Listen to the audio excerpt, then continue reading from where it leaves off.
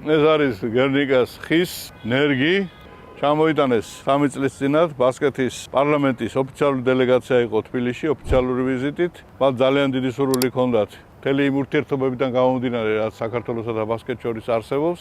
ეს ხე დაერგა თბილისის სახელმწიფო უნივერსიტეტში, იმიტომ რომ თბილისის სახელმწიფო უნივერსიტეტი სიმბოლოა ჩვენთვის და მისი ბაღიც სიმბოლურია.